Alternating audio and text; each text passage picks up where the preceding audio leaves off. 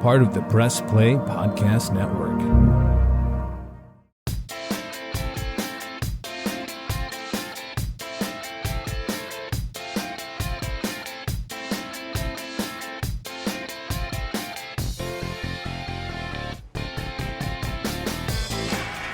Ball on the give to Hillis again. Hillis out past the 5, into the end zone, touchdown.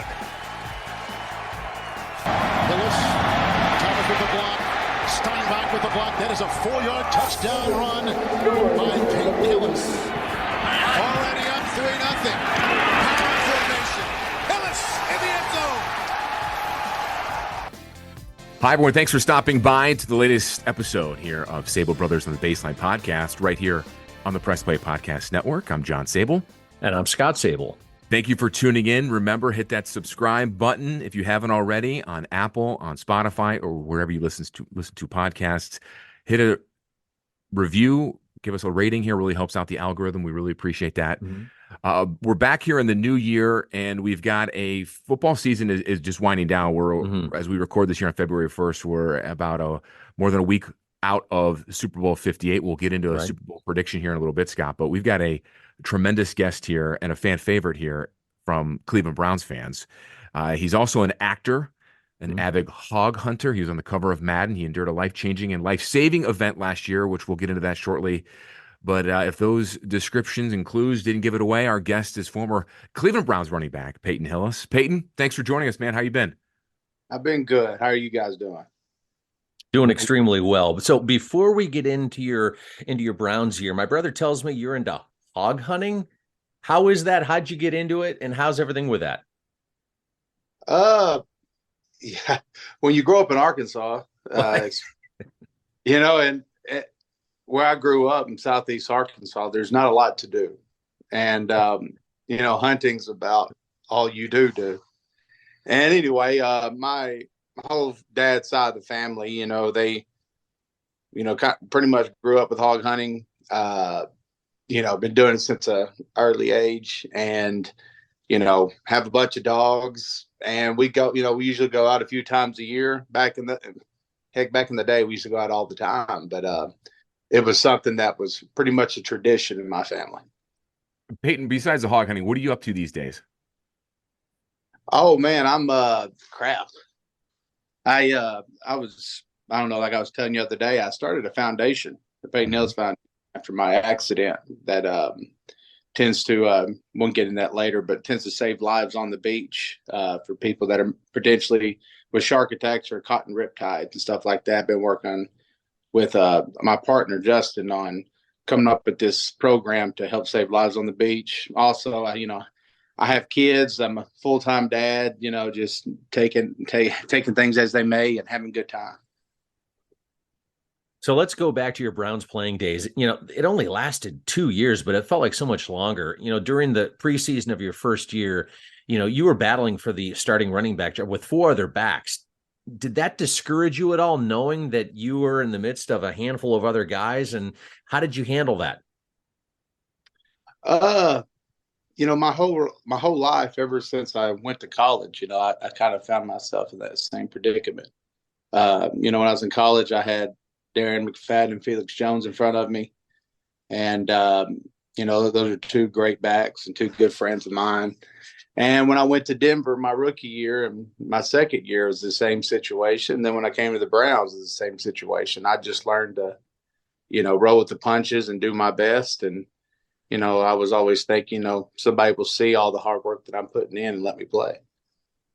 It's crazy, Peyton, when you think about this.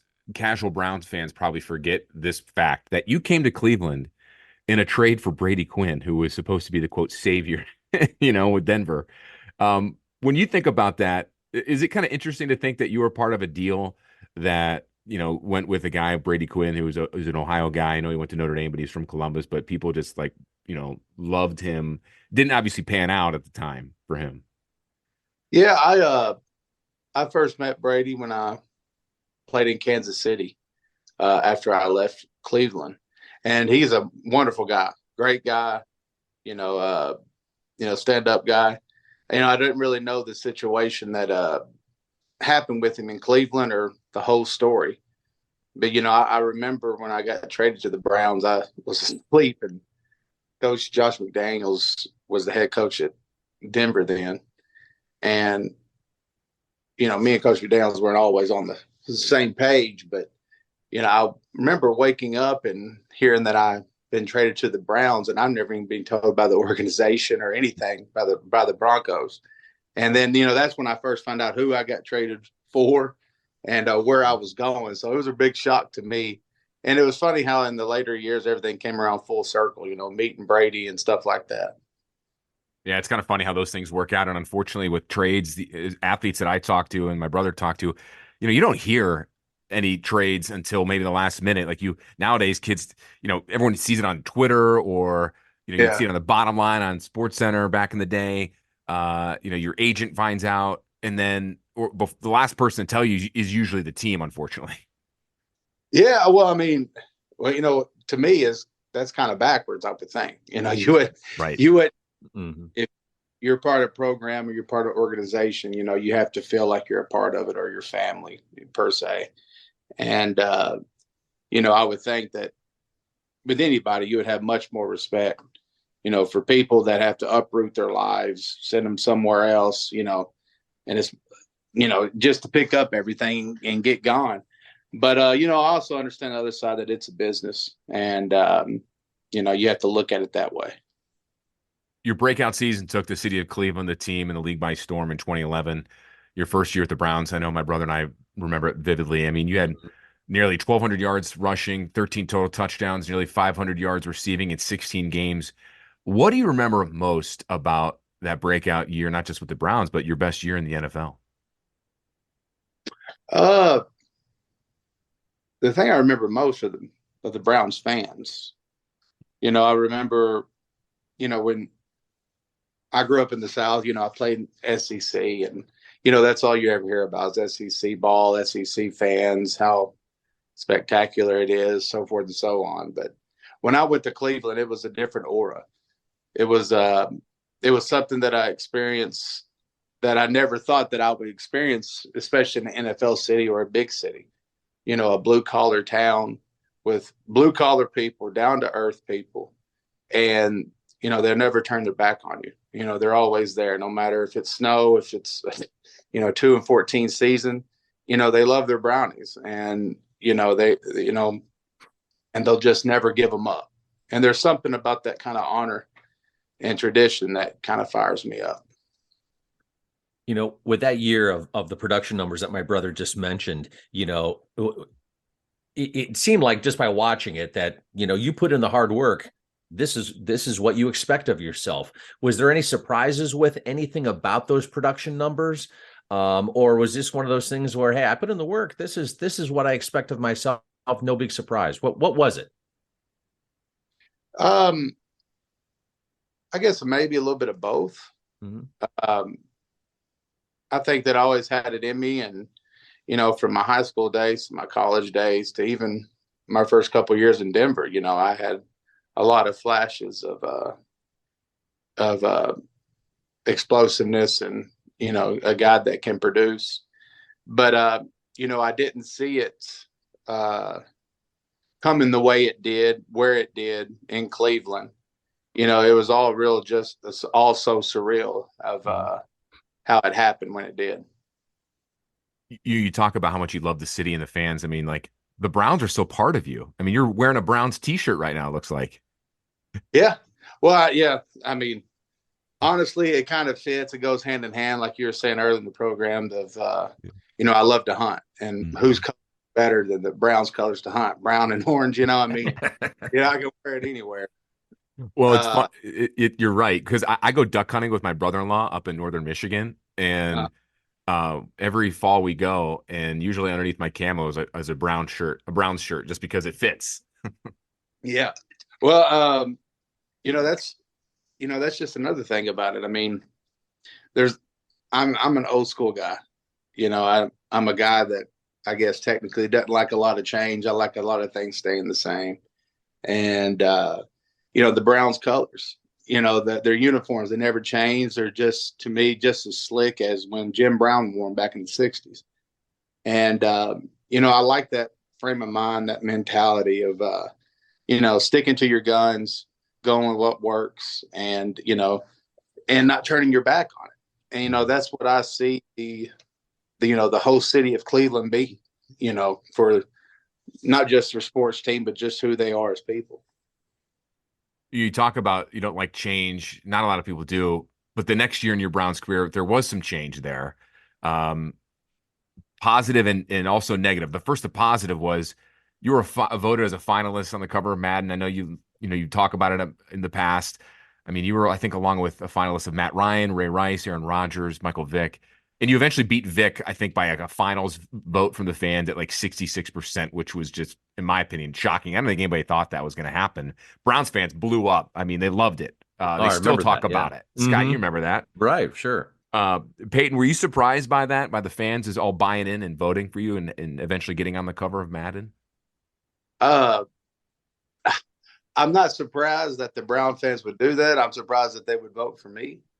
I didn't think that it would happen, but once it did, it was, I was so grateful. I was so honored, and it's something that will stick with me for the rest of my life. With, just how much, I felt like that I put into that year or that program or that team, and they gave it right back. So it was something that, I will hold dear to me for a long, long time. Now you they must have given you a video game with like one of the first ones, right off the assembly line. If they did do that, do you still have it like wrapped up? I don't. And honestly, I never, well, I shouldn't say that. I used to play, Atari and regular Nintendo when I was a kid. Mm-hmm. After that, I've never really played that much video games per se. But I did play it a couple of times, and I don't even think I have the original copy. I just never, was that psyched up about the video game. Sure. I know what my brother's going to ask you right now because he's a big Atari guy. Go ahead, Scott. Ask him. All right. So, do you still have an old system by any chance, an Atari system from back in the day? I don't. I still have a regular Nintendo system. I don't know where. I think it's at my parents' house. Yeah. Yeah. Of course. Yeah. Yeah. But I got one of those. Why? Oh, that's too funny. Yeah. Because my brother and I were just talking because there's a closet up in our parents' house. And it's like, my brother's like, yeah, I think I have like some video games. Maybe it's in a box. Remember how the old Nintendo, the spring-loaded thing wouldn't work right.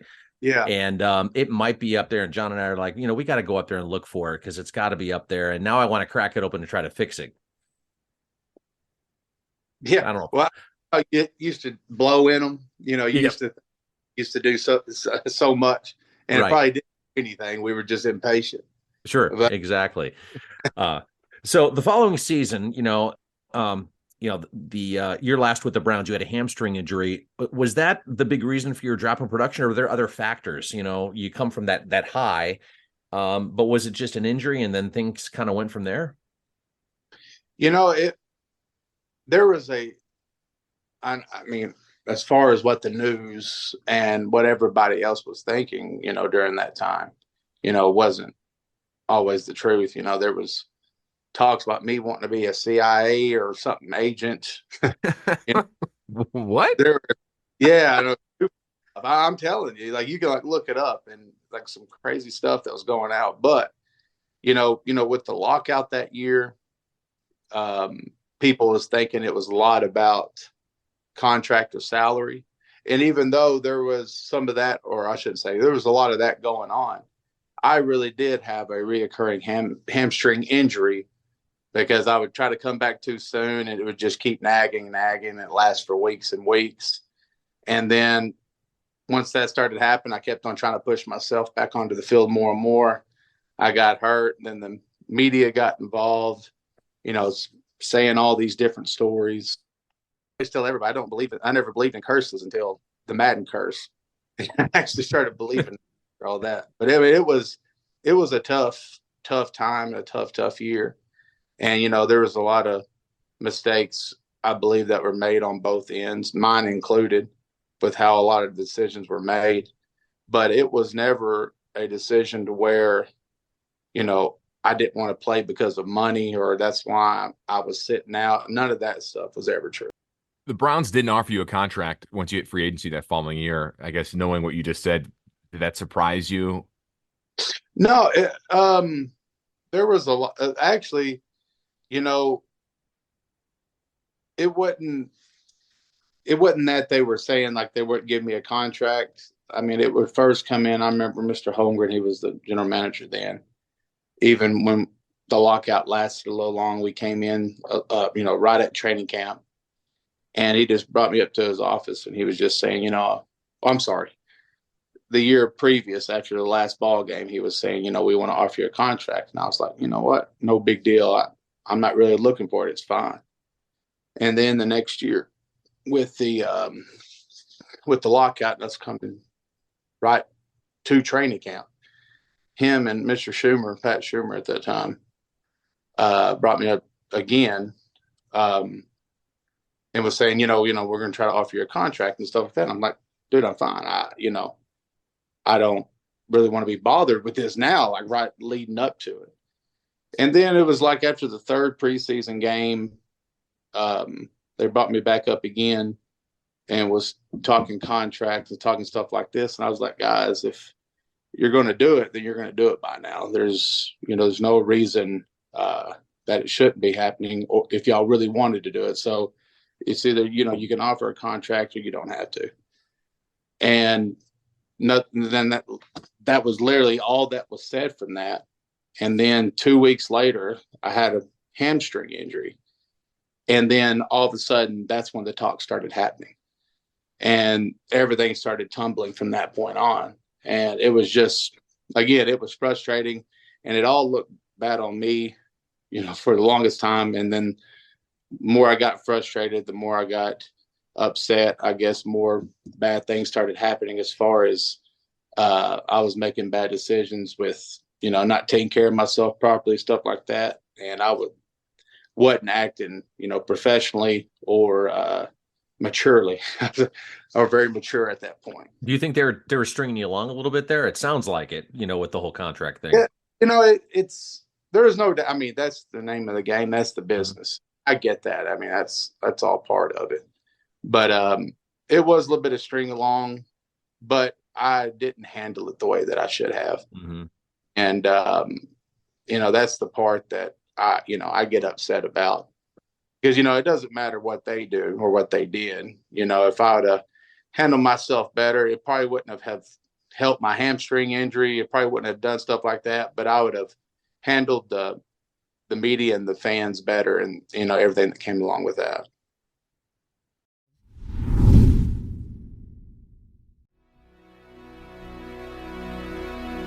Hey everybody, it's Sam Amico from Cavs on the Break NBA podcast. Be sure to give us a listen for all your Cleveland Cavaliers recaps, analysis, breakdowns, draft talk, free agency. The list goes on and on. Give us a listen, Cavs on the Break NBA podcast. What's up, everyone? I'm Holly Wetzel. And I'm Tybus Powell. And we are your hosts of the Orange is Oranger, a Cleveland Browns podcast on the Press Play Podcast Network. We give you all the dog pound coverage that you'll need to get you through the regular season, hopeful postseason, and I'd say off-season, Tybus, but is there really ever an off-season for this team? Thankfully for our podcast, Holly, there really never is when it comes to the Cleveland Browns. Don't miss our breakdown of each week's matchup, game recaps, and any and all news out of Berea to feed your Browns appetite. As we know, Holly, dogs gotta eat. Yes, they do. So hit that subscribe button and never miss an episode of the Orange is Oranger, Cleveland Browns podcast on the Press Play Podcast Network. For the last few months, we partnered up with an Ohio-based company down in Columbus. It's called Homage. You probably have heard of this company or wearing some of their clothing.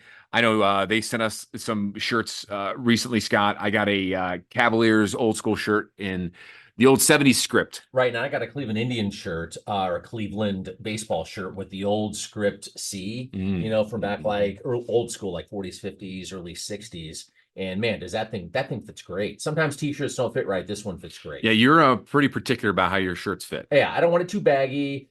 Don't want it too tight. I want it just right so I can do a lot of things around the house and work out with it and what have you. And it's great material as well. Yeah, it's soft on your delicate skin. That's for sure. Exactly. Yeah, they also have great Ohio State gear, Browns gear, any MAC schools that you or your kids or you're an alum of. Great partnership there. All you need to do is go to our show notes wherever you're listening to the podcast and click on the link that we have provided there. And that is your open door to all great homage gear. And you'll like it. We love it and continue to. So we appreciate their partnership. What's up, everyone? Chase Smith here, host of the Chase Smith Podcast, and my podcast reflects who I am. My hobbies, my interests, my passions, my curiosities, my careers, my questions, and my family. I'll spend time talking about all types of sports, movies, TV shows, trending news stories, and other cultural events, and even faith. This is who I am, and I hope I can get to know you as well. Join me on the Chase Smith Podcast, and let's have some thought-provoking conversations, only on the Press Play Podcast Network. Again. Running room with the ends. Peyton Hillis is loose. Sprint to the end zone. Touchdown. Hillis finding running room to the 10, 5, touchdown. Cardinal defense has been stingy. Hillis. Touchdown. Touchdown. Peyton Hillis on the opening drive for the Cleveland Browns. So, from then on, you were with the Chiefs, the Buccaneers, the Giants before retiring in 2015. What was there any one thing, or maybe there were multiple things that led to your retirement at that point? I mean, you weren't even 30 at that point, but was there something that a switch flipped that said, all right, you know what? I got to move on. I suffered a lot of concussions, and I'm still suffering from a lot of the stuff today. But I had bleeding on my brain my second year there in New York, and it's done a lot to me since that time. It's been so feels like so long ago, but a lot of the head trauma that I had from that last accident, it pretty much took me out of the game. We talk with Bernie Kosar quite a bit. He's an analyst for a Browns pregame show I help co-anchor, and Bernie has been very outspoken and open about his struggles through his NFL career with, his concussions and a variety of issues. And I think now it's become a point in the NFL circles now with former players where it's becoming opening up to talk a lot about them. Do you find yourself, Peyton, becoming almost like a therapeutic nature to talk about these issues? Because now we see the science, we see the medical side of it more now than maybe we did 10, 15 years ago.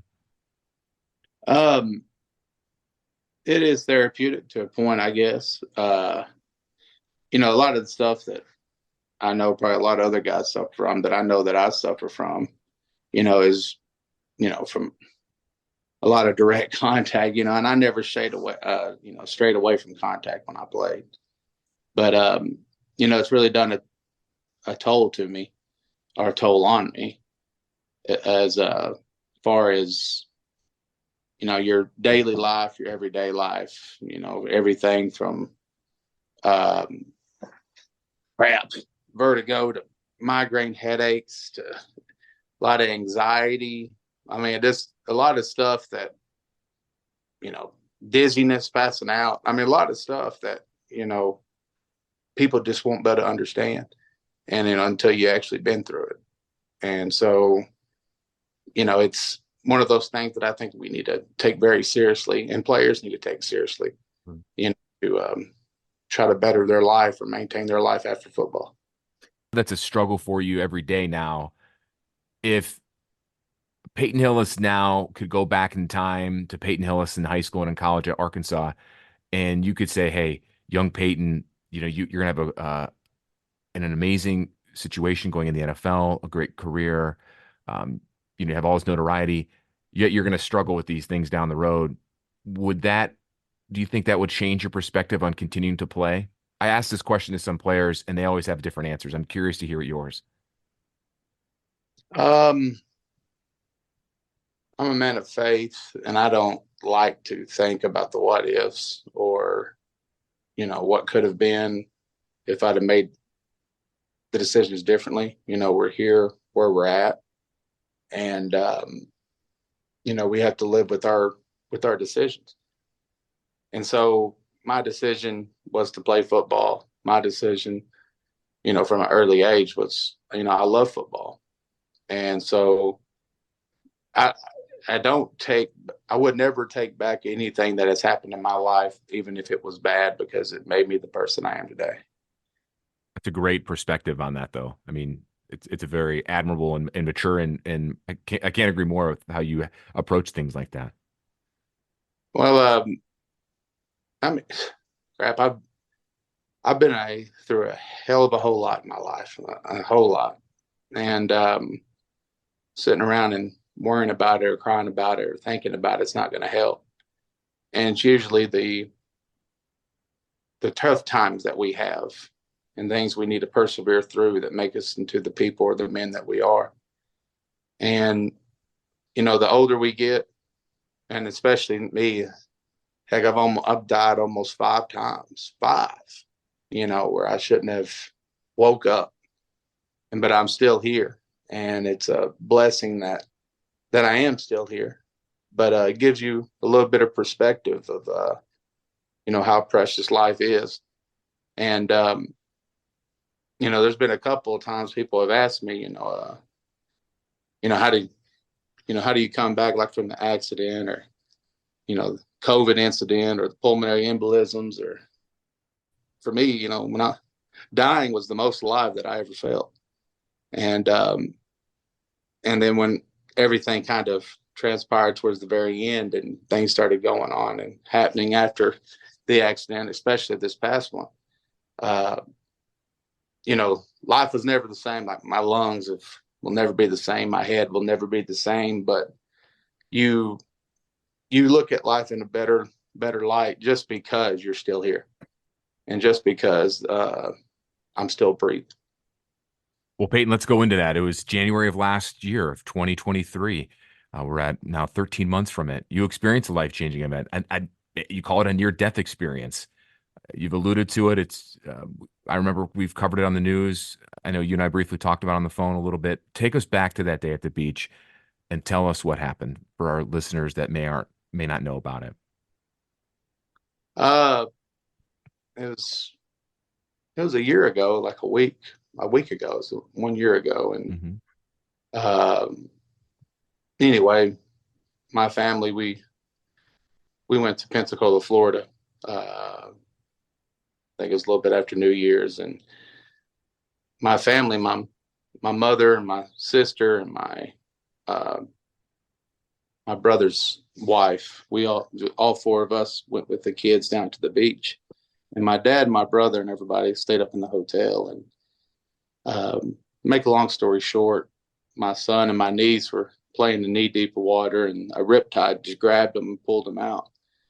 And there's a scream that only a son can hear from his mother to know what was actually happening, but it caused such a panic, and I went out to go save them. And I had to swim past my son. Was probably the most traumatic experience that I know I've had. And I don't know if you have children or if you even have a son, but I had to swim past my son to go get my niece because I knew she was in more danger. And I can't believe I could actually make a decision like that when it was all going on. But I just remember swimming past my son and seeing his face. And I had to swim past him. And I got to my niece. And when I got to her, she was just saying, I'm going to die. We're going to die. I go, honey, you're not going to die. And this gentleman came by, and I grabbed his boogie board, and my sister came and swam out too. I don't remember where she got there. I can't really remember a whole lot, but got his boogie board. I put Camille and I put my sister on the boogie board, and I pushed it alongside the wave so they can get out of there. And then I turned around and was heading for my son. And when I got to him, it was like a dead fish. It was, my son was already limp. and his eyes were rolled up in the back of his head. And I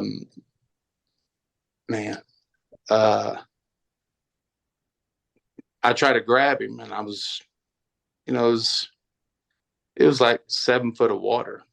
But every time the tide would come in, the waves would go over your head, and you would be underwater for a little bit, and then the tide would go back out, and then you could stand on your tiptoes and try to breathe, but it would come up to you like right below your neck. And I'm sitting there holding my son. He's a 140-pound kid. He's not like a small kid, and he can't swim. And I couldn't swim because the riptide would keep us stationary, and we couldn't move. And especially when you're holding him. So I'm out there fighting for a good 7 to 10 minutes, trying to keep us above water. And I don't remember how it happened, but I remember throwing my son, like trying to throw him out of the riptide, like towards the beach. And it seemed like the riptide passed at this point. And my son got to the beach, and we're walking, and I get, 20 yards or so from the beach. And I just remember I just couldn't breathe, and I passed out. And it's because all my lungs and everything was filled with water. And I'm sitting there, and I'm, for some reason, at the very beginning, I'm still kind of conscious, and I know kind of everything that's going on, but I can like feel myself drowning. And as I get about 20 yards from the beach, my girlfriend was helping me. She like grabbed me and helped me towards the beach. And it's kind of like holding your breath for like 4 or 5 minutes, like straight. I mean, that's how it felt trying to walk, and her trying to help me, trying to get up. And then I remember it was a good 4 or 5 yards before I was actually completely out of the water that I lost consciousness. And after that, I woke up 3 weeks later, or 2.5 weeks later. I was on a ventilator for that long. And the scariest part was not knowing, because I remember being under, and I can hear people talking, but I was unconscious, and I can hear everything that they're talking about. And I remember when I wasn't hearing people talking, I was just having nightmares of standing over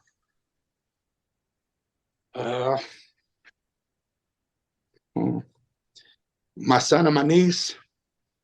And it was a real tough time. Peyton, when you were in that situation, how did you know which child to go get first? I mean, you passed your son to get your niece. You talk about you don't know how you had that in your mind to do that, but it was almost like, sounds like it was instinctual. Well, I don't know if it's instinctual or not, but I could, as I'm going out to, and I can see Camille just drifting out further, and that she was struggling a little bit more. I couldn't imagine what my brother would have.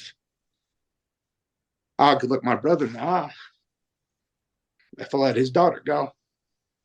And I think that was the part that I know that I could never live with. And it could be instinctual or it could not be. But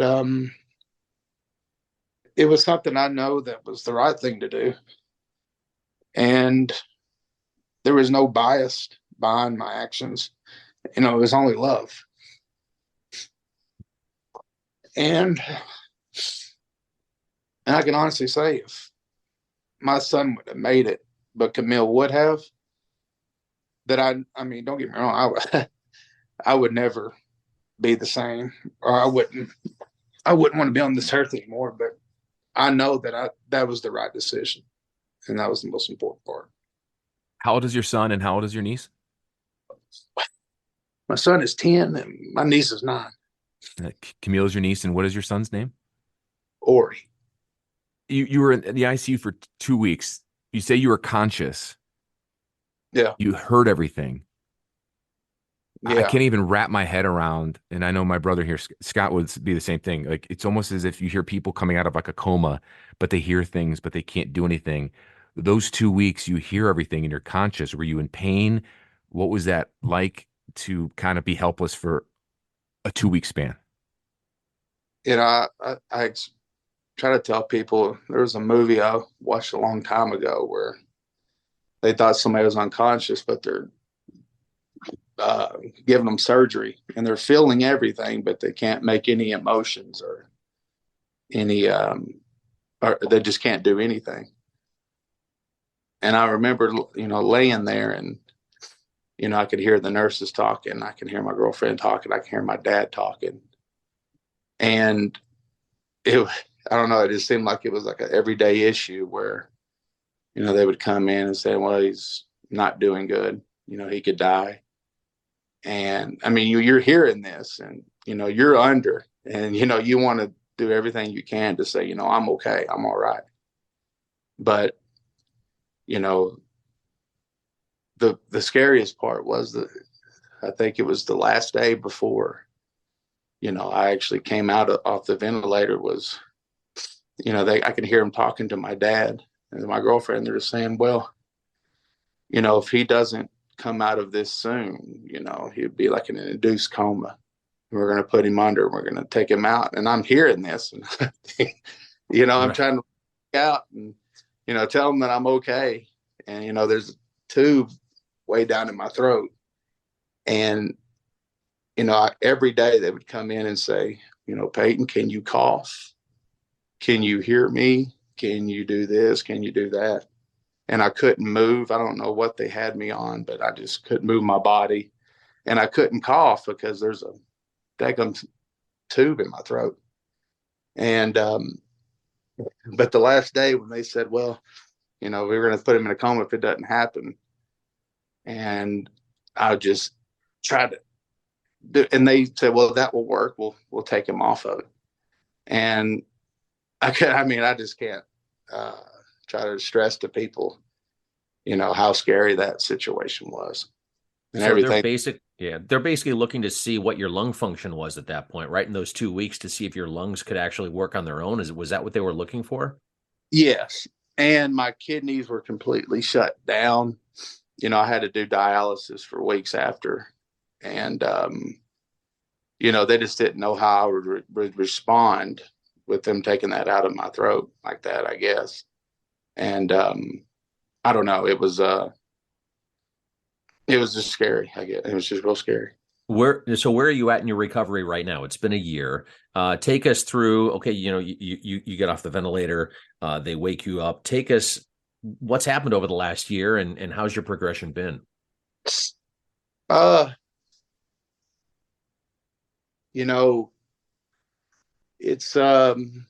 going, I guess. My kidneys are working, like they should.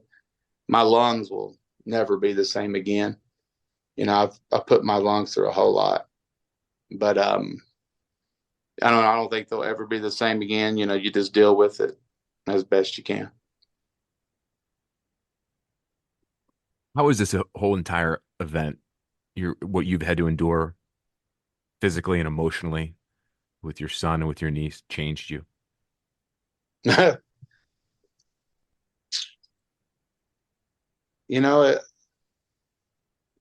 the good and the bad, I would think this is exactly where I need to be and where I was always supposed to be. My life has changed so much, and a lot of traumatic things have happened. But like I was telling you before, like I wouldn't change it for the world. And it's changed me to the point to where, like I said before, it helps me put in perspective of what's really important. And I was thinking to myself, like after the accident, what's the point of a good job? What's the point of a good wife? What's the point of, having friends or family or a great sports car, whatever the case may be?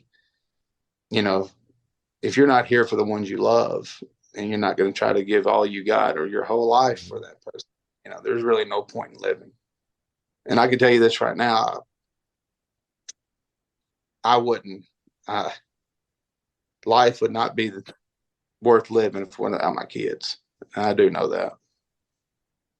As a father of one and one on the way, and my brother here has two, we totally understand your thoughts on that for sure.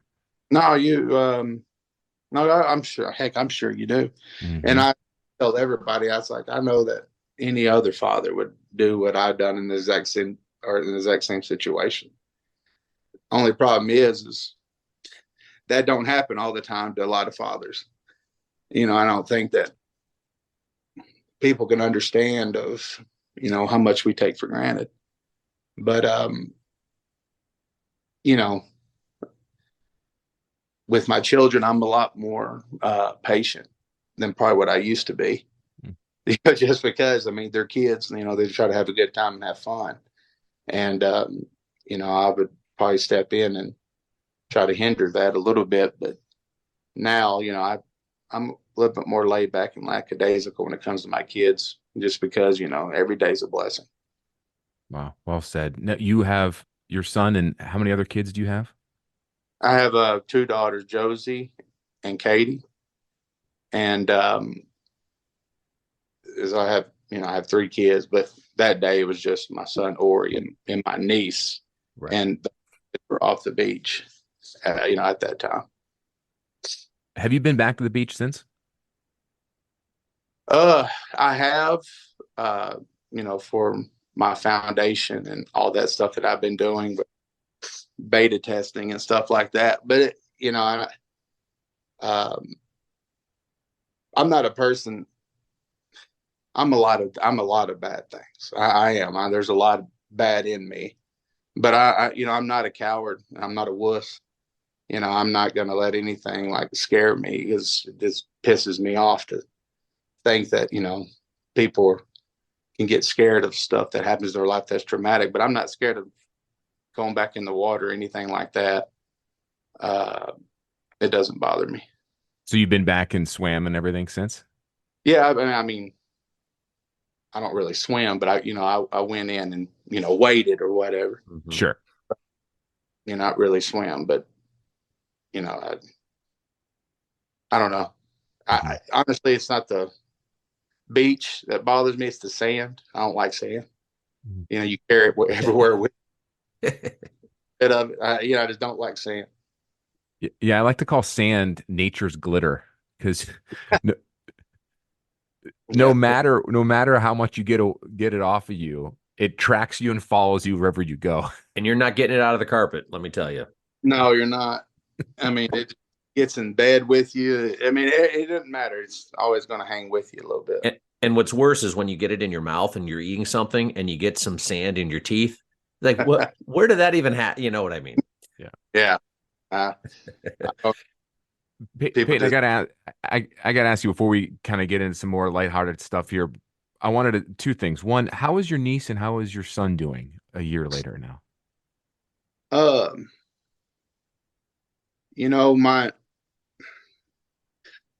My son, he's like his father. He's a little absent-minded, kind of forgive and forget. I don't think it bothers him very much, but I think my niece, though, she's very traumatized what happened. And I don't really know why that is per se, because she didn't physically go through the same that my son, I think, went through. But for her, it's a very traumatic experience. And, from time to time, it kind of messes with her a little bit, but she's getting a lot better, and only, time will help. And then you mentioned that charity that you started since the accident. Can you go in a little bit more detail about that? Yeah, it's the Peyton Hillis Foundation. And basically it's working underneath Shark Shield, which is a 3-prong drone system for beach safety. It's, we have a Falcon drone that goes up, 1,000 feet, 2,000 to 3,000 feet in the air, and will detect riptides and sharks.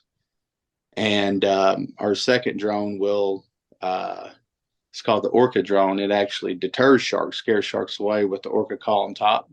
It fly out there and scare a shark away. And then the third drone is a dolphin drone that actually carries a lifesaver or a life preserver out to people that are in distress or drowning.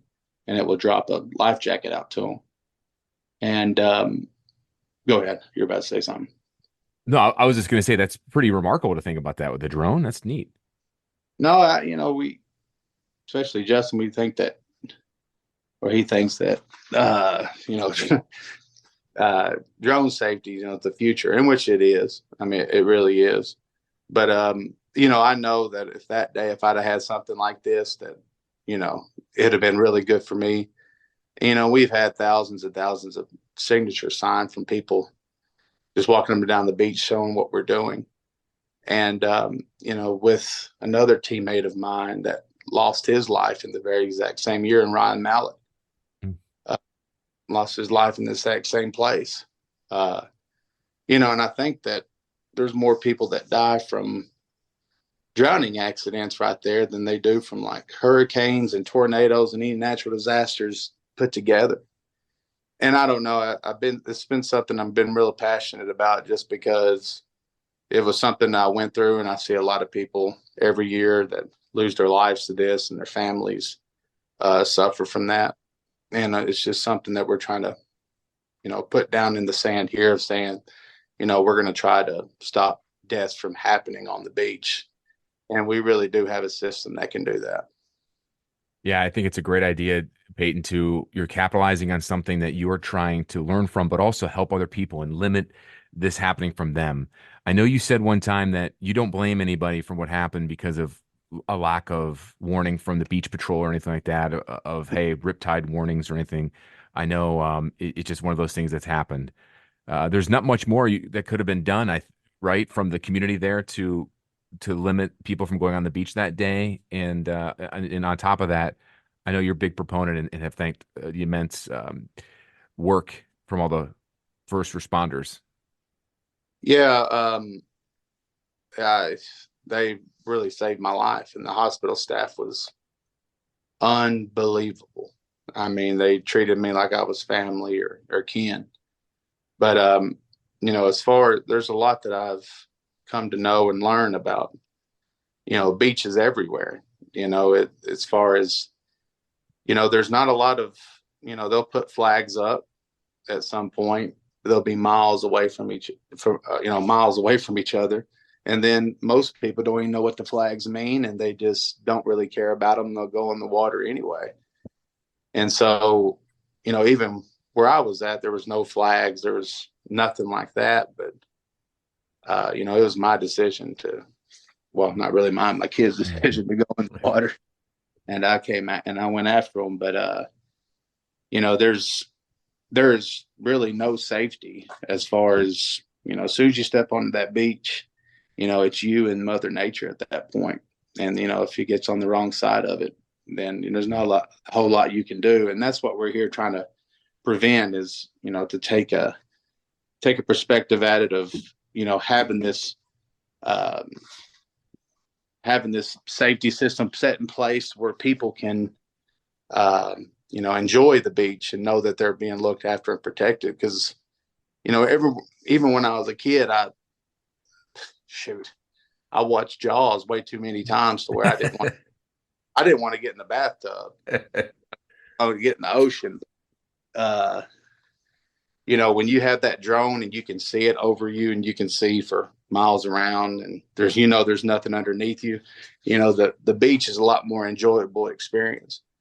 And now that, we have a system that can detect riptides to let them know where riptides are and put flags out to say not swim in this area. You have people there constantly that would be there constantly to look after you, to make sure that you're safe and protected. So, Peyton, we're going to circle back to the Browns real quick and then kind of go into some rapid fire questions, and then we're going to let you go. How's that?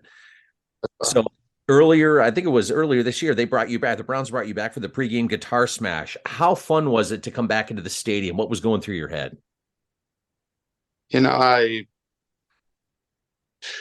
brought back a lot of memories and flashbacks for sure. The stadium's changed a little bit since I was last there. And, I was just honored that they would ask me back to do that, only because, I miss the fans. I miss the stadium. I miss the city. And, I still make it back to Cleveland a few times every year, just because I enjoy it much. But, it was a real enjoyable experience. And one last question before we get to rapid fire. Are you going to be in any future movies? I mean, you made your acting debut back a couple years ago. Are there any plans to do anything else like that? No, nothing like that. That was a situation where, had to deal with,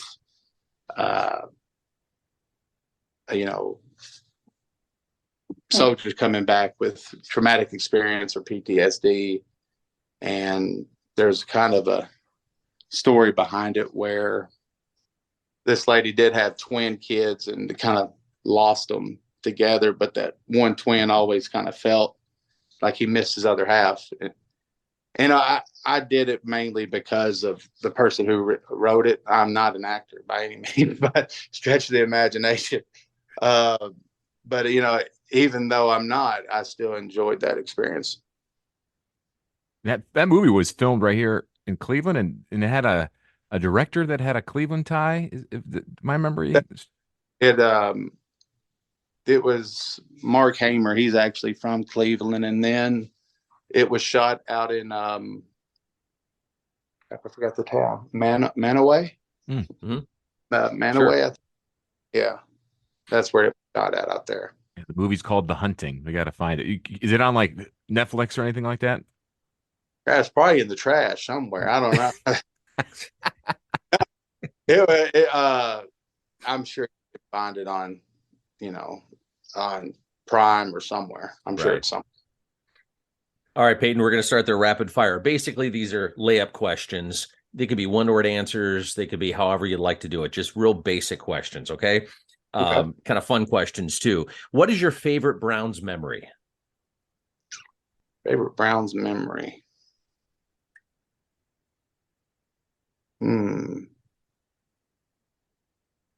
Could be a game, could be a moment in the locker room, it could be a touchdown, could be off the field, it could be, you name it. I mean, you probably have a lot from that 2011 season, I'm sure.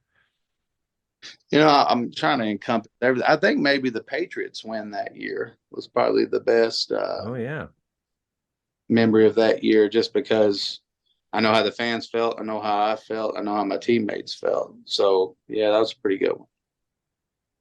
Favorite Browns teammate over the years? Favorite Browns teammate? That's a tough one, too. There's a lot of good guys. I don't think I could answer that. I mean, honestly, there's so many that I would see as my favorite. I mean, Jake Delhomme, Colt McCoy, Josh Cribbs. I mean, crap, all of them are great. Josh Cribbs is still here in Cleveland, too. Yeah, I know. I saw that. I see him from time to time on on TV, doing little things with the Browns here and there. But he was always a great guy, stand-up guy. He's the exact same person in person that he is on TV. Do you have a favorite restaurant in Cleveland that you would go to when you were here? Cabin Club. Most definitely. I don't know if y'all know where Cabin Club is, but it's wonderful over in Crocker Park. Yeah, you didn't hesitate at all. You knew that, locked and loaded. Yeah. Okay. Did you get a chance to go there when you came back this past season? I tried to go one time, but I think their hours are a lot different now as far as how they're open during midday or lunch. They're not really open then, but I kind of missed out. So no, I haven't got to be back yet in a long time. Do you have a favorite TV show you're streaming right now? No, I don't really watch a whole lot of TV anymore. I don't, really watch TV. So Did you have any pregame superstitions? No, sir. No. Any good pregame meal that you had to have before? No, sir. Wow. All right. I like that answer because we're always expecting something really exotic. But, the fact that you said no, that's exotic in and of itself. I like that. I think Eric Metcalf told us, Scott, when we had him on the podcast, I think he had to have eggs, right? Wasn't it like scrambled eggs or something? Oh, yeah, something like that. Yeah. Yeah. I don't know if my brain just works differently or I just, I don't know. I don't really have any superstitions or believe if I do any one thing, it's going to help me out more or less. Right. Favorite sports team to watch other than your Arkansas Razorbacks? I know you don't watch a lot of TV, but if there's a game on, could be a sport, could be a player, maybe we'll expand on that. As far as not watching TV, no,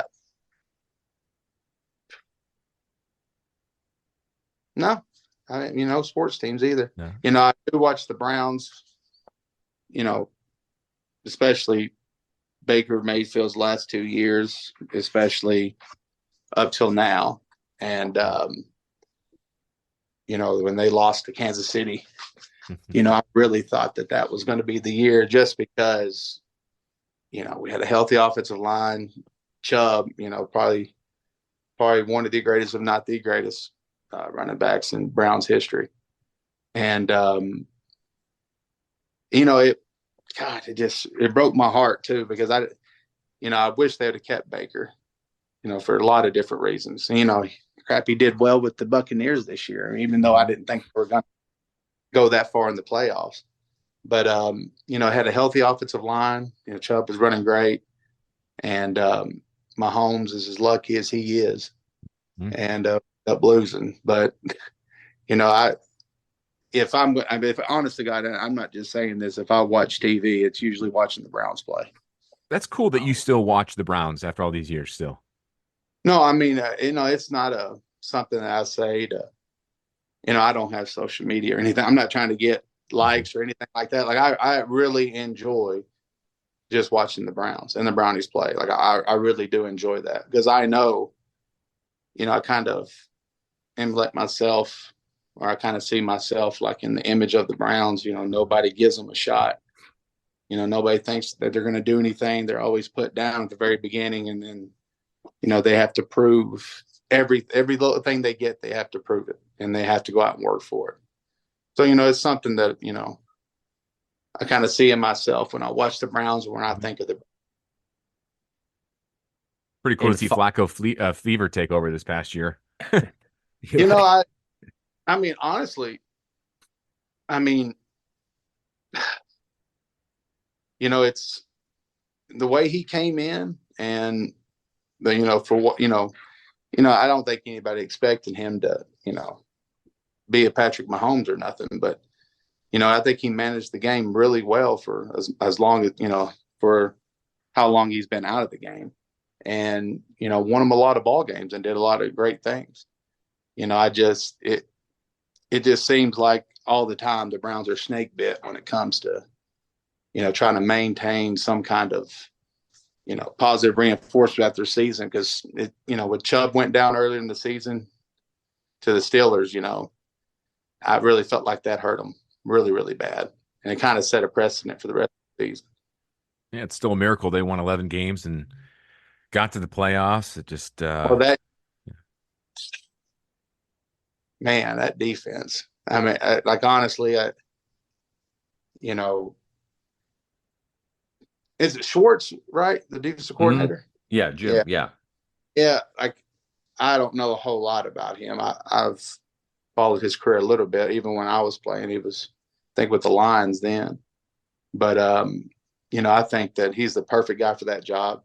Seems like the guys like him. And, the personnel on defense and what they do and what scheme they run, I mean, they have a great defense. I just, the quarterback position, I wish it would be more steady than what it is. But, Deshaun Watson's been up and down, but hopefully he can pull it together next year. All right, final question. Do you have any predictions for the Super Bowl coming up here in a little over a week?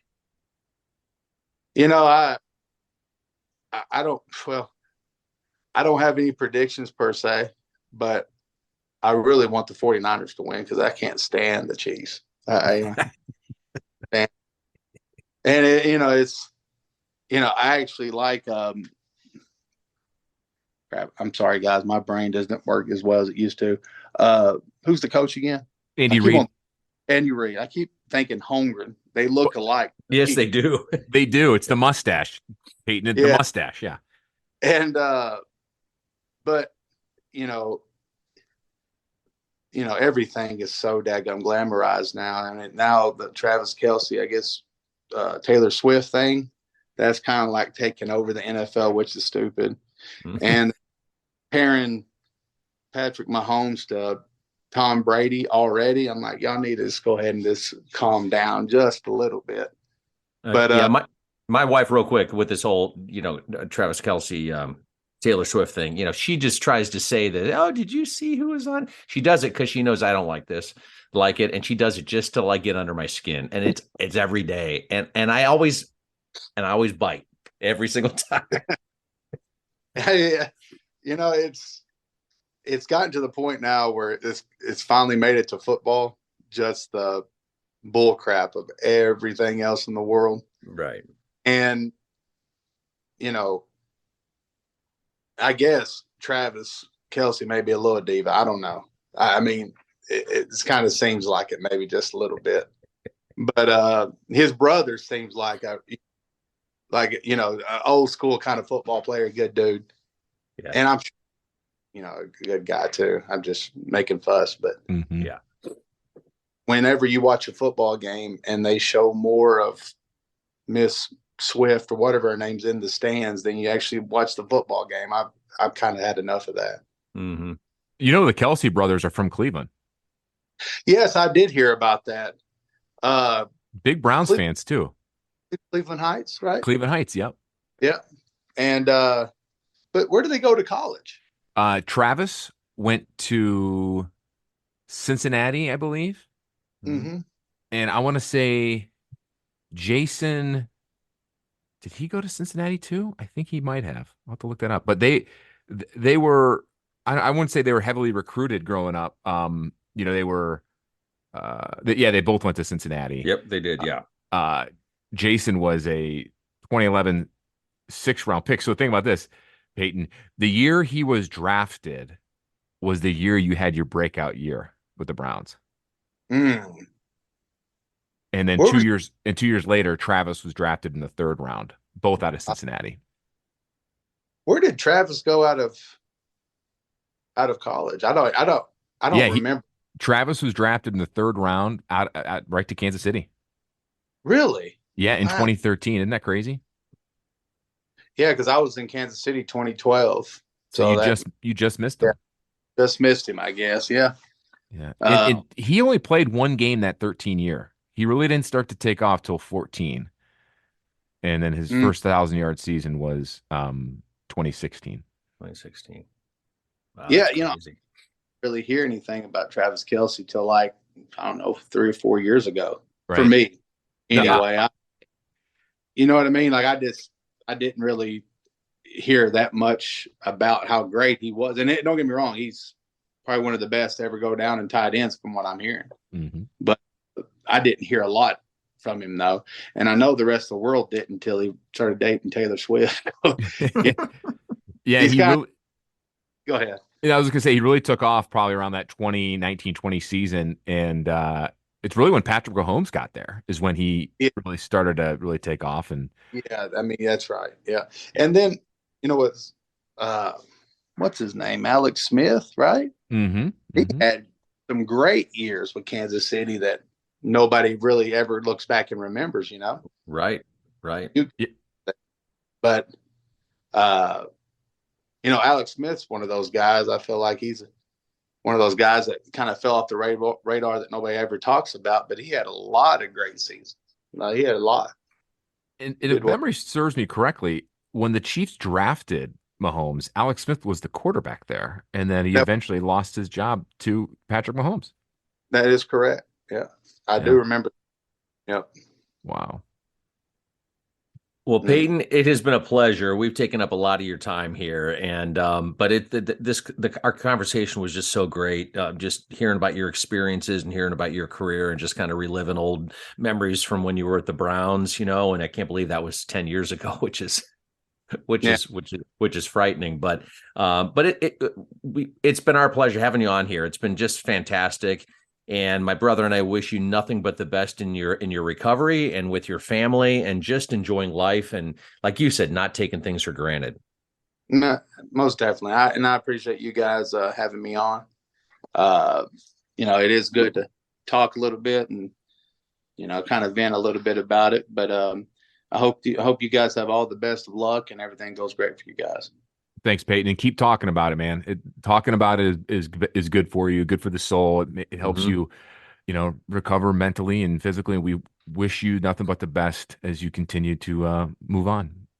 Well, thank you, guys. I appreciate it. Y'all have a great day, and grow brownies. Well, we hope you enjoyed that episode, Scott. Man, what a guy!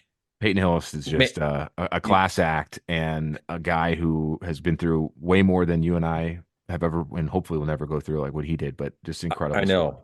And hearing him saying all that stuff, and it's like, man, what can we say? You just have to keep talking about it. And it's unfortunate that with all of us, it takes not all of us, but a lot of us, a traumatic event for us to get that wake-up call to go, okay, you know what? The stuff I'm worrying about in life really isn't that much of a big deal, and focusing on the things that you need to focus on, and that's what it's all about. And, here he is. I mean, he's not even 40 yet. He's like 38, 39. He's 38. 38. I mean, and he's been through just a hell of a lot over his life. And, we wish him nothing but the best. And, he's a guy I'd love to catch up on in about, 6 months to a year and see how he's doing. Yeah, you got to check in on guys like that, especially when you're going through that. And I hope he continues to talk about it. His foundation's a great thing. He's capitalizing on something that was so traumatic for him and his family. Exactly. Well, that'll do it here on this episode of Sabol Brothers on the Baseline podcast right here on the Press Play Podcast Network. Again, if you haven't already, hit that subscribe button. Give us a rating. Give us a review. Really helps out the algorithm. Follow us on Twitter. Follow the pod at Sabol Brothers. And follow yours truly at John_Sabol. Right, and you can follow me on Twitter, Scott Sabol, FOX8. I'm on Instagram, I'm on Facebook, and if you have any suggestions, if there's somebody you'd like us to try to get in contact with to do an interview, someone, hey, whatever happened to that guy or gal? Hey, I'd love to see, that'd be maybe a great interview. Give us suggestions. We'd love to hear from you. We appreciate you listening. We'll check you guys out next time.